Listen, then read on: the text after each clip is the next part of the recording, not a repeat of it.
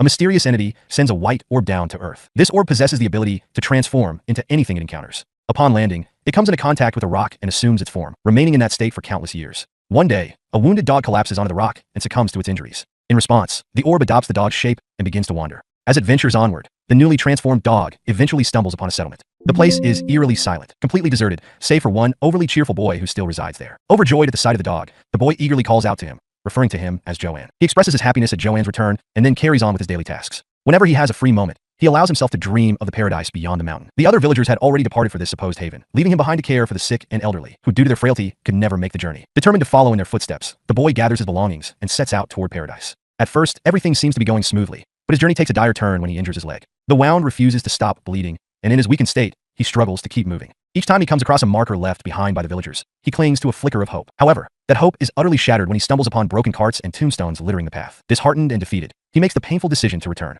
But without proper care, his injury continues to worsen with each passing day. Eventually, the boy succumbs to his wounds and takes his final breath. The dog then takes on the form of the boy and resolves to live the life the boy had once dreamed of. Now appearing as the human from before, the orb sets off toward the so-called paradise the boy had spoken of. However, having no knowledge of how to survive as a human, he perishes repeatedly. Sometimes, his life ends at the claws of massive bears, an unfortunate fate that any ordinary person would have likely avoided. Other times, starvation or injuries prove to be his undoing. But being an alien entity, he continuously regenerates, returning to life over and over again. Meanwhile, in a nearby village, a girl named March is about to be sacrificed to a deity known as Anigoma. Seems like this March won't even get to see April. However, she has a few loyal friends, one of whom helps her escape as she is being carried up the mountain to her fate. This friend, Perona, does her best to secure March's freedom, but the villagers refuse to give up the chase. Their pursuit only ends when they are struck with fear upon witnessing the orb mid-regeneration. After some time, March starts offering fruit to the boy. He devours it in the manner of a wild animal, which for some reason, she finds endearing. Children really do have an odd sense of what's cute. Later, as the two rest in a quiet spot, March is plagued by nightmares of her younger sister and friend being sacrificed in her place. Jolted awake by fear, she makes the decision to return to the main road,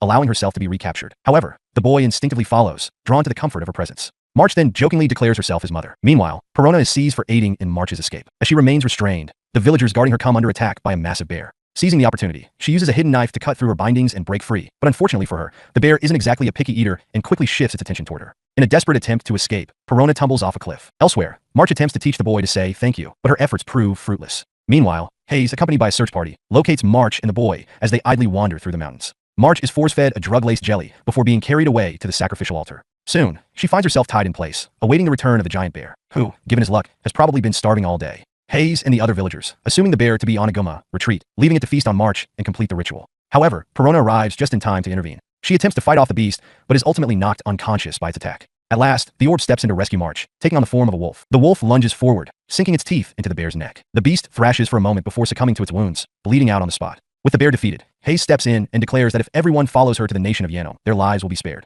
With little choice, they agree. At that moment, the wolf finally manages to speak, uttering its first words, "Thank you for the food." Now officially named Fushur, the wolf travels alongside March and Perona as they embark on the long, arduous journey to Yanom under Hayes' guidance. Initially, the trip seems almost too good to be true. Hayes appears kind, allowing them to enjoy themselves along the way. They get to taste new foods, take in the scenery, and embrace a sense of peace that feels almost unnatural, especially considering they had all been trying to kill each other not too long ago. But the moment of bliss is short-lived. Without their knowledge, Hayes drugs them, and one by one, they all collapse into a deep slumber. When Fushur awakens, he finds himself imprisoned. His suffering doesn't end there. He is subjected to relentless torture at the hands of prisoners, who are eager to test whether he is truly immortal. After enduring severe pain, Fushur unknowingly expands his vocabulary, managing to say, "It hurts." Desperate to escape, he shifts back into a wolf and bolts from the cell, but his freedom is short-lived. A poisoned arrow strikes him, causing his body to weaken as he limps toward the cell where March is being held. Upon reaching her, March quickly tends to his wounds. Meanwhile, Perona devises an escape plan. She tells March that if they return to the village with Anigoma's lifeless body, they could convince the villagers that future sacrifices are unnecessary. With this goal in mind, Fushur and March begin digging a tunnel to the outside, but before they can complete their escape, they are caught in the act. Hayes, ever manipulative, forces March to care for the fallen bear, hoping it will miraculously recover. But despite her efforts, its injuries are far too severe for it to be saved. At the same time, Perona is discovered by a guard and accidentally falls into a storage room. With her cover blown, she has no choice but to abandon the original plan and make a break for it immediately. With the villagers of Yanom hot on their heels, Perona, Fushur, and March scramble to escape the prison, their fates hanging by a thread as they flee for their lives. During the chase, an arrow is fired at Perona, but before it can reach her, March throws herself in the way and takes the hit instead. With her death, the story finally moves forward, though at quite the heartbreaking cost. Fushur, consumed by rage, transforms into the massive bear from before and annihilates their enemies in a fit of vengeance. With the immediate threat eliminated, they successfully make their escape. However, Perona is now faced with the painful task of delivering the tragic news of March's death to her parents. Looks like death quite literally came marching for her. Despite everything, the Yanome soldiers remain relentless in their pursuit of Fushur. Realizing the danger he poses to those around him, Perona urges him to leave the village behind and carve out a new life for himself, away from all this chaos. Though hesitant, Fushur ultimately agrees. As he makes his escape, a villager attempts to strike him down with an arrow, but Perona quickly intervenes, shooting the attacker's hand before they can fire. With that, Fushur vanishes into the forest, disappearing into the unknown. Before long, he unconsciously shifts into March's form, continuing his journey in her likeness. During his travels, Fushur once again crosses paths with Elder Pioran, the same woman he had been with during their prison break. Looks like prison buddies really do stick together. The Elder welcomes him warmly and, noticing his interest in learning, begins teaching him how to speak and write. Over time, Fushur gradually picks up the ability to communicate, managing to string full sentences together, albeit at a slower pace than most. He might not be the sharpest tool in the shed, but compared to some humans, he's practically a genius. Now capable of speaking, Fushur shares his story with the Elder.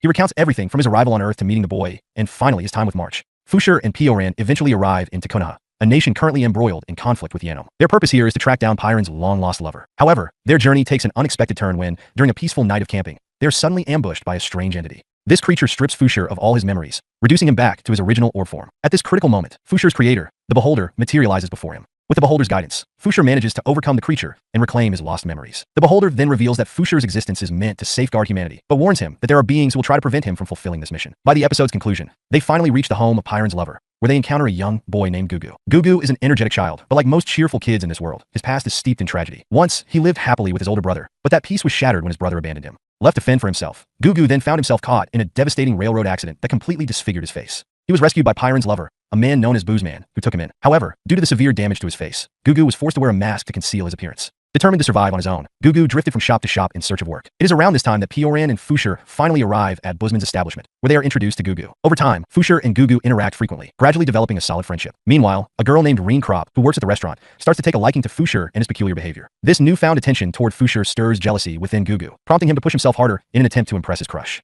Go for it, Gugu. We're all cheering you on. After a heated argument with Boozman, Gugu storms out of the restaurant and heads into the city in search of work. Unfortunately, due to his disfigured face, he faces constant discrimination and mistreatment wherever he goes. Frustrated and disheartened, he quits every job after being bullied, unable to find a place where he is accepted. Meanwhile, back at the restaurant, Fushur tries his hand at cooking and cleaning, but to say he's terrible at it would be an understatement. After a series of absolute failures, Pioran advises Fushur that he needs Gugu's guidance to master these skills. She insists that once he learns how to cook, he'll finally become a proper adult, because nothing says maturity like not burning water. Desperate for quick cash, Gugu considers selling the ring Reen had given him, but in the end, he sacrifices it to help his missing brother instead. That night, things take an even darker turn when a group of shady men attempt to kidnap Gugu, wanting to exploit his unusual appearance for entertainment. Before they can succeed, however, Fushur arrives and scares them off, sending them running for their lives. With the danger gone, Fushur and Gugu reconcile, and Fushur formally asks for Gugu's help in learning household chores and cooking. With that, the two solidify their friendship, and Gugu finally has someone who truly values him. As their bond strengthens, Fushur eventually manages to prepare a decent meal and shares it with Gugu, an undeniable milestone in his journey toward human-like existence. As they eat, they delve into deep conversations about life and death. Fushur reveals that he has the ability to take on the form of anyone who dies in front of him, just as he did with March and the nameless boy from the north. He then tells Gugu that if he were to die, he would take on his form as well. Their moment is interrupted when Reen finds them, but just as they begin chatting, Gugu realizes that he has lost his mask. Seeing his distress, Fushur immediately sets out to retrieve it. Meanwhile, Reen and Gugu get into an argument over his refusal to show his face. Despite the tension, they eventually reconcile and decide to return to the restaurant together. However, Reen's father, apparently allergic to things going smoothly, throws a wrench into the plot by sending kidnappers after her. Fortunately, Reen proves that she's more than just a damsel in distress, managing to escape before they can capture her. Fushur is once again ambushed by the mysterious silhouette while searching for Gugu's mask. These shadowy figures, known as knockers, manage to overpower him. Just as they prepare to strike the final blow, Boo Boo arrives in time to rescue him, using fire to drive them away. Boo Boo had learned how to wield fire from Boozman. After the battle, Boo takes Fushur back to the restaurant and begins teaching him everything he wishes to learn, whether it be cooking, cleaning, or any other skill. For years go by, and Fushur has finally found a sense of belonging with his newfound family. He is pleased with the way he is growing like an ordinary human and even takes pride in the fact that he has naturally developed facial hair. However, since peace never lasts too long in this story, the Beholder reappears, urging Fushur to leave the area and train his abilities in preparation for the knockers. Fushur refuses, insisting that he cannot leave Gugu behind. As Reen's 16th birthday approaches, she is not particularly thrilled, knowing that she has been promised to a man for marriage, a man 4 years her senior. As she struggles to find a way out of this predicament, a drunken Gugu unexpectedly confesses his love for her. However, by the following day, Gugu has no recollection of his confession. Just as he begins processing what he had done, his long-lost brother appears, seemingly to congratulate him. Instead, his brother apologizes for abandoning him, but Gugu refuses to accept the apology. After all, an apology after so many years does not erase the past. His brother returns Reen's ring to him. Fushur encourages Gugu to step up and confess his feelings properly this time. However, Gugu hesitates, feeling unworthy of Reen due to their differences in wealth and status. Eventually, Gugu shows Reen the ring, and she recalls how she had given it to him long ago. But before their love story can fully bloom, the knockers make a dramatic entrance, rudely interrupting the moment. The Beholder informs Fushur of the attack, and Fushur immediately transforms into his formidable giant bear form in an effort to protect them. Although he successfully shields the townspeople from harm, Fushur lacks the strength to completely eliminate the knockers. Severely wounded, he reverts to the form of the unnamed villager from the north. Meanwhile, Gugu and Reen rush to the scene to assess the situation, but the building collapses.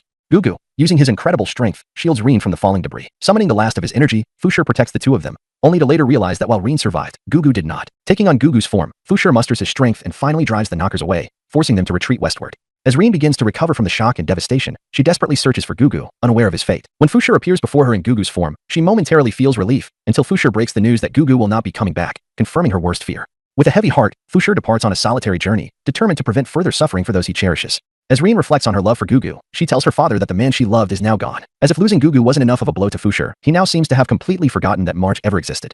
He discusses the matter with the beholder, who explains that he captures only the souls of those who have passed, not their physical bodies. Through their conversation, Fushur realizes that what he's truly missing are March's memories and the time they had spent together. Determined to regain those lost memories, Fushur sets out to retrieve them, so that he can once again take on March's form and keep her soul close to him. Just as he is about to leave alone, Purin insists on accompanying him. She points out that Fushur has no idea how to read a map, nor does he know how to properly take care of himself, and that he needs someone well-versed in traveling to assist him. After much back and forth, Fushur reluctantly agrees, a choice he'll probably come to regret later. The pair decides to travel by ship, assuming it's a regular passenger vessel. However, Purin's assumption couldn't be more wrong, as they unwittingly board a ship meant for transporting prisoners. Separated upon arrival, they are both taken to an island whose name couldn't be more ironic. The place is a prison island called Janeda, though it is also referred to as Freedom Island. Fushur, already burdened by loss, resolves to do whatever it takes to rescue his dear friend Purin. The island holds a brutal fighting competition for prisoners, with the ultimate winner granted the right to move freely. Seeing this as a potential way to save Purin, Fushur decides to enter, completely unaware that this so-called competition is nothing short of a bloodbath. In the first round, Fushur is quickly overwhelmed, trampled by the chaos of prisoners mercilessly killing each other. Unwilling to take lives himself, he desperately tries to end the match with as little fighting as possible. Ultimately, after the other prisoners eliminate one another, Fushur is left standing against a lone survivor. Terrified by Fushur's uncanny regeneration abilities, his opponent concedes, allowing Fushur to claim victory without much effort. Now free to search for Purin, Fushur learns that she is being held in a special facility reserved for unique prisoners. As he prepares for the second round, he wrestles with feelings of anger and sorrow, mourning the loss of March and the giant bear, both of whom were taken by the knockers. Yet somehow, in the heat of battle, Fushur transforms into Perona and emerges victorious. But the revelation shakes him to his core. If he can take on Perona's form, that must mean she has died. While struggling to process this revelation, Fushur meets a girl named Tanari, who tells him that many people labeled as criminals are actually good individuals who have been forced into unfortunate circumstances, her own father being a prime example. Despite his ongoing internal turmoil, Fushur makes another attempt to save Purin, only for the beholder to tell him to honor Perona's memory by continuing to live. When the next round begins, Fushur completely overpowers his opponent. However, his adversary turns out to be a stubborn one, refusing to admit defeat no matter what. Must have been a fan of shamans.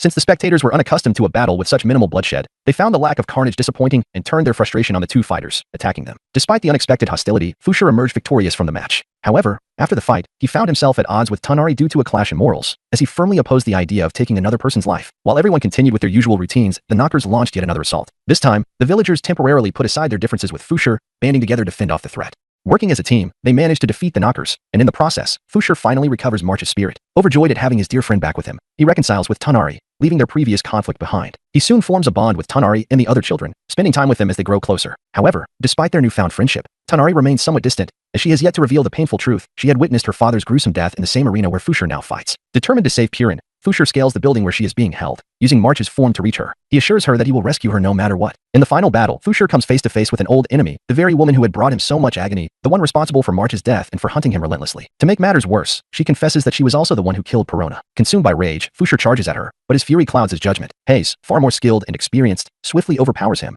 injecting him with a potent drug and rendering him helpless. With Fushur defeated, Hayes is declared the champion, granting her complete authority over Janeda Island. Now in a position of absolute control, she is free to do whatever she pleases with him. Drunk on victory and teetering on the edge of madness, she begins weaving false narratives, claiming that she was the one who discovered Fushur 4 years prior and that she alone had tamed the wild creature into what he is today. The gullible villagers, proving themselves less than sharp, begin to revere Hayes while turning against Fushur. Continuing to spew lies, Hayes insists that she was the one who taught Fushur how to speak, how to think, and how to be human. With her newfound power, she entrusts the island to Tanari before dragging Fushur away to a private chamber, intent on having her way with him. Tanari and her friends attempt a daring rescue, but their efforts are thwarted by the guards, who now unquestioningly follow Hayes' commands. However, just when Hayes believes she has complete control, Fushur turns the tables on her, pressing a knife to her throat. He coldly informs her that the boy she was just trying to take advantage of was nothing more than an empty husk. He tells Hayes that he will willingly surrender himself to her, but only on the condition that she ensures the safety of Tanari and all her friends. Pleased with the offer, she accepts the terms and arranges a ship for Tanari, her companions, and the other children of Janeda to make their escape. But, as always, things never go as planned. Instead of granting them freedom, Hayes drugs everyone, including Fushur, and sends them away. However, Tanari refuses to abandon Fushur. She returns to the island by a small boat, determined to save him from the well where Hayes is keeping him captive for her twisted purposes.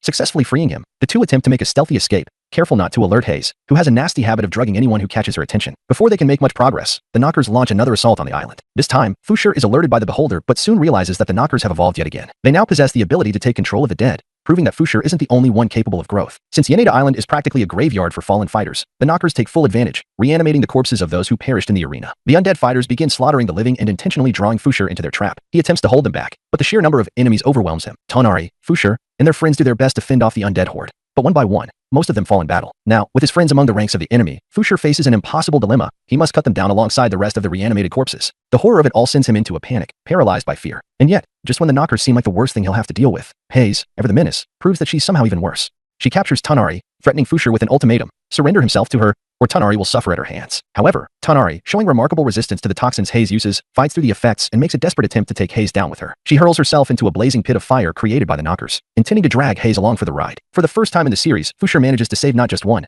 but both of them. With Hayes now in his grasp, he turns the tables by poisoning her with the same morning glory toxin she so gleefully used on others.